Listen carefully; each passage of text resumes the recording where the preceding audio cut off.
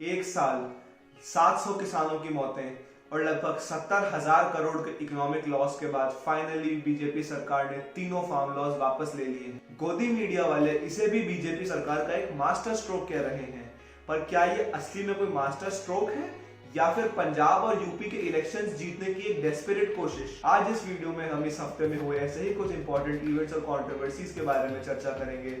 पर रुको, अगर आप इस वीडियो को देख रहे हैं और आपने इस चैनल को सब्सक्राइब नहीं किया है तो प्लीज अभी जाके सब्सक्राइब करें और नीचे बेल आइकन की घंटी भी दबा दें। Now let's get decode. पहला इंसिडेंट जिसके बारे में हम बात करने जा रहे हैं वो है रिपेलेशन ऑफ फार्म लॉस। 27 सितंबर 2020 यानी कि 27 सितंबर 2020 में सरकार ने ये फार्म लॉस का बिल जोर जबरदस्ती करके पार्लियामेंट में बिल पास करवा दिया। सरकार को लगा कि सीए और एनआरसी की तरह इस बार भी वो बच के निकल जाएंगे, पर किसानों ने भी कहा कि ये दादागिरी हमारे सामने तो नहीं चलेगी।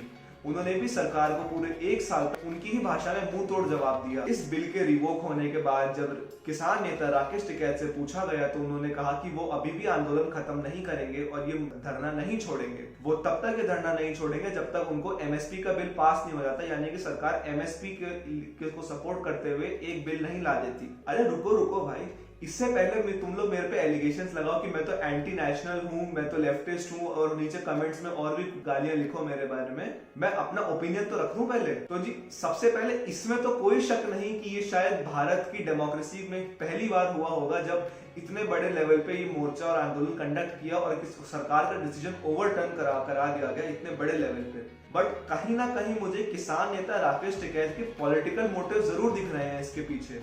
उनके शक्ल पे पॉलिटिकल मोटिव्स दिख रहे हैं उनके। मुझे उनका ये लालच कुछ खास पसंद नहीं आया। पहले उन लोगों की मांग थी कि ये तीनों फार्म लॉज वापस ले लिए जाएं। अब जब सरकार ने ये तीनों फार्म लॉज वापस ले लिए हैं तो वो लोग मांग कर रहे हैं कि एमएसपी पे बिल भी लाया जाए।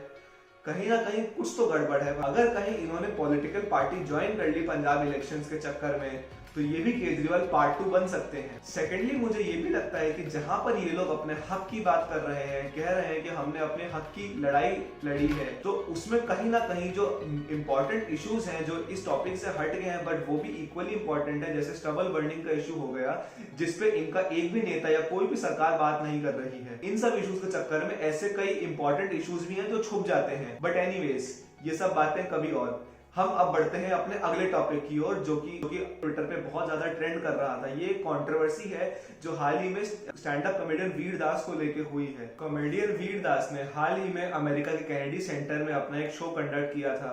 उस शो का उन्होंने वीडियो जो है वो यूट्यूब पर भी अपलोड किया था। उस शो का टाइटल था टू इंडियाज। इस शो में उन्होंने इंडिया की इमेज अमेरिका के सामने एक सरकास्टिक वे में रखने की कोशिश करी है। अब वही इसके दो व्यू पॉइंट्स हैं जो डिवाइड हो चुके हैं। जो पहला व्यू पॉइंट है जो कि गोदी मीडिया और राइटिस्ट लोग हैं और दूसरा है वो लेफ्टिस्ट और लिबरल्स हैं। गोदी मीडिया और राइटिस्ट के हिसाब से माना जाए तो वीर दास एक एंटी नेशनल और टेररिस्ट और एक देशद्रोही हैं जिनको इंडिया में रहने का कोई अधिकार नहीं है। भाई लिबरल्स और लेफ्टिस्ट की माना तो वीर दास ने बोलने की हिम्मत दिखाई है और उनके जैसे और लोगों को भी बोलना चाहिए। इससे पहले कि मैं आप लोगों को अपने ओपिनियंस बताऊं, एक बार मैं आपके सामने रख देता हूं कि वीर दास ने क्या बोला ताकि आप खुद भी जज कर पाए। तो वीर दास ने बेसिकली जो डिस्कशन स्टार्ट किया वो सबसे पहले उन्होंने मेंशन किया इंडिया में बढ़ते हुए गैंग रेप्स का, फॉलोड बाय उन्होंने ये भी डिस्कस किया कि इंडिया की पॉपुलेशन कैसे 10 फोल्ड इंक्रीज होती जा रही है। थर्ड जो उन्होंने डिस्कस किया वो उन्होंने डिस्कस किया पेट जर्नलिज्म की जो प्रथा इंडिया में चली आ रही है, जहाँ पे जितने भी जर्नलिस्ट और जितने भी मीडिया हाउसेज हैं वो सारे कैसे गवर्नमेंट से इन्फ्लुएंस्ड हैं। चौथी जो बात करी उन्होंने वो कॉमेडियंस के प्रति बढ़ती इंटॉलरेंस के बारे में बोला, जो कि कॉमेडियंस अगर कुछ भी गलत सलत बोल देते हैं या कुछ भी ऐसा बोल देते हैं तो उनके खिलाफ फट से एफआईआर दर्ज कर दी जाती है और वो जेल में होते हैं। पांचवा जो उन्होंने चीज बोली वो उन्होंने लखीमपुर वायलेंस के बारे में बोली जो कि अभी हाल ही का इंसिडेंट है। छठी जो उन्होंने चीज बोली वो उन्होंने लैक ऑफ यूथ रिप्रेजेंटेशन। जो पॉलिटिक्स है वो 75 ईयर्स के लोग ऑपरेट कर रहे हैं और जो यूथ है वो बिल्कुल पार्टिसिपेट नहीं कर पाता है उस पॉलिटिकल सिनेरियो में।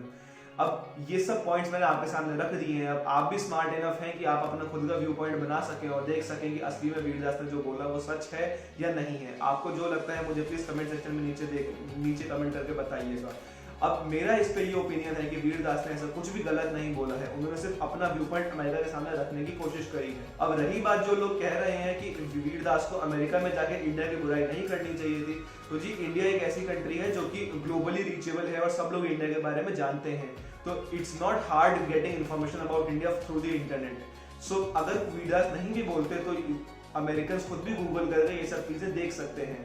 उन्होंने सिर्फ जो रियलिटी है वो इन लोगों के सामने रखी है और नहीं बोलने से या चीजें छुपाने से रियलिटी चेंज नहीं हो जाएगी देश की। तो जिस तीसरे टॉपिक के बारे में हम बात करने जा रहे हैं वो प्रोबेबली इंडियन स्टार्टअप इकोसिस्टम के लिए अब तक की सबसे बड़ी खबर है। पेटीएम जो इंडिया के one of the biggest fintech companies है, उसने रिसेंटली अपना आईपीओ फाइनलाइज किया और बीएसई पे लिस्टिंग खत्म हुई।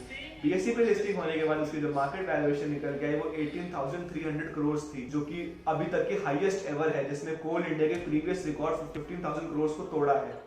अब पेटीएम कंपनी नाम सुन के ही लगता है कि इसका तो बहुत सक्सेसफुल आईपीओ हुआ होगा और बहुत अच्छा पैसा इसको बेनिफिट किया होगा, लेकिन ऐसा बिल्कुल नहीं हुआ, उल्टा इसका ऑपोजिट ही हुआ। पेटीएम का आईपीओ अंडर सब्सक्राइब रहा और ये 9% के डिस्काउंट से खुला और शेयर्स इसके स्टॉक मार्केट में लिस्ट होते ही 27% तक टैंक होगा, यानी कि इसके स्टॉक में 27% तक गिरावट आ गई। पेटीएम का आईपीओ लोग एक्सपेक्ट नहीं कर रहे थे कि इतना खराब जाएगा, कंसिडरिंग कि इसके पहले के जो आईपीओ हुए हैं टेक कंपनीज के वो काफी सक्सेसफुल रहे हैं, जैसे कि जोमेटो, पीबी फिनटेक और नाइका, जो कि जिसका आईपीओ बहुत ही सक्सेसफुल था, उनके एग्जांपल्स ले लीजिए। तो अब अगर हम देखें कि इसके ऐसे क्या रीजंस हैं जिसकी वजह से इसका आईपीओ बस्ट हो गया, वो इसका जो दो मेन प्राइमरी रीजंस मुझे लगते हैं वो होंगे इसका फ्लॉड बिजनेस मॉडल, और जो दूसरा हो सकता है वो हम सोच सकते हैं इसका bad timing. GMP basically grey market price होती है। ग्रे मार्केट प्राइस स्टॉक की वैल्यू होती है बिफोर गेटिंग लिस्टेड, उसकी एक हाइपोथेटिकल वैल्यू होती है जो कि कुछ कैलकुलेशन से बनाई जाती है। पेटीएम की वो वैल्यू जो थी वो -30 में थी। -30 में वैल्यू का मतलब है कि अगर आपने 2150 रुपीज का एक शेयर खरीदा है तो आपको उस पर -30 रुपीज का प्रॉफिट होगा, यानी कि 2150 -30 आपको जो शेयर पड़ेगा वो 2120 रुपीज का पड़ेगा खुलने के बाद। ये वैल्यू पेटीएम की बहुत खराब थी, जिस चक्कर में से एक्सपेक्ट करा जा रहा है कि पेटीएम को लॉस हुआ है। इसके इन्वेस्टर्स को भी कम से कम 35,000 करोड़ से एक्सपेक्टेड लॉस बताया जा रहा है। पर अगर आपको इस चीज के बारे में डिटेल में जानना हो तो मुझे नीचे कमेंट सेक्शन में लिख के बताइए, मैं इसमें सेपरेट वीडियो बना दूंगा, और अगर आपको किसी और टॉपिक पे वीडियो चाहिए तो वो भी नीचे कमेंट सेक्शन में लिख के बता सकते हैं, उस पर भी एक वीडियो बन जाएगी। अगर आपको मुझसे डायरेक्टली बात करनी है तो यार इंस्टाग्राम और ट्विटर के ये मेरे हैंडल्स हैं, इन पे अगर आपको ये वीडियो पसंद आया है तो प्लीज इस चैनल को लाइक करें, शेयर करें अपने दोस्तों के संग, और इसको सब्सक्राइब जरूर करें, इससे हमें बहुत मोटिवेशन मिलता है। हम ऐसे ही अच्छे वीडियोस आपके लिए लाते रहेंगे। मिलते हैं अगले वीडियो में, तब तक के लिए अपना ध्यान रखें। जय